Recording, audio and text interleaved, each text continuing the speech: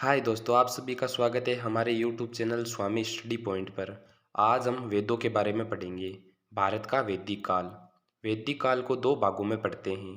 पहला ऋग वैदिक काल 1500 ईसा पूर्व से 1000 ईसा पूर्व। दूसरा उत्तर वैदिक काल 1000 ईसा पूर्व से 600 ईसा पूर्व। ऋग वैदिक काल। वेदों से जानकारी मिलने के कारण इसे ऋग वैदिक काल कहते हैं। वैदिक काल मूलतः आर्यों से संबंधित है, अर्थात वैदिक काल में हम जो भी अध्ययन करते हैं वह वस्तुतः आर्यों के सामाजिक, आर्थिक, राजनीतिक और सांस्कृतिक जीवन से संबंधित है।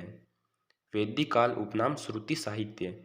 आर्यों को लिपि का ज्ञान तो था नहीं, अतः वे अपने ज्ञान को सुनकर एक पीढ़ी से दूसरी पीढ़ी में पहुंचाते थे, इसलिए वैदिक काल को श्रुति साहित्य भी कहते हैं। ऋग्वेद।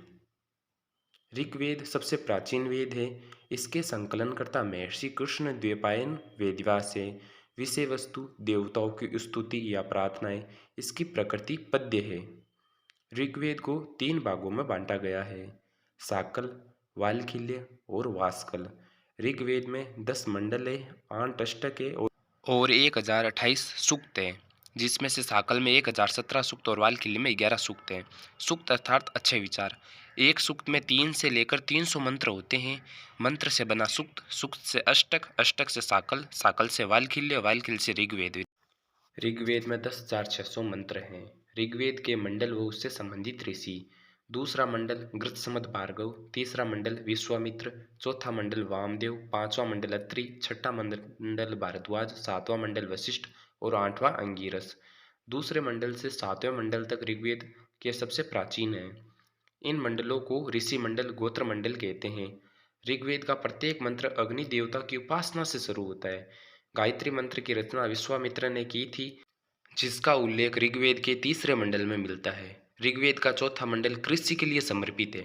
इस मंडल में पृथ्वेनु नामक पुरुष का उल्लेख मिलता है, जिसे भारत का पहला कृषि इंजीनियर कहा जाता है। सातवां मंडल शिक्षा से संबंधित है। सातवें मंडल में दास राजयुद्ध का वर्णन भी मिलता है। यह युद्ध विश्वामित्र और सुदास के मध्य हुआ था। सुदास ने विश्वामित्र को हटाकर वशिष्ठ को अपना राजपुरोहित बना लिया, जिस कारण विश्वामित्र ने सुदास के विरुद्ध 10 राजाओं का संघ इकट्ठा किया।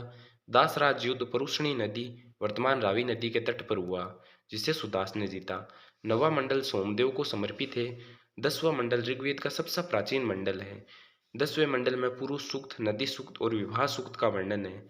भारतीय इतिहास में पहली बार वर्ण शब्द का प्रयोग पुरुष सूक्त में सबसे पहले हुआ। पुरुष सूक्त में 4 वर्ण हैं: ब्राह्मण, क्षत्रिय, वैश्य और शूद्र।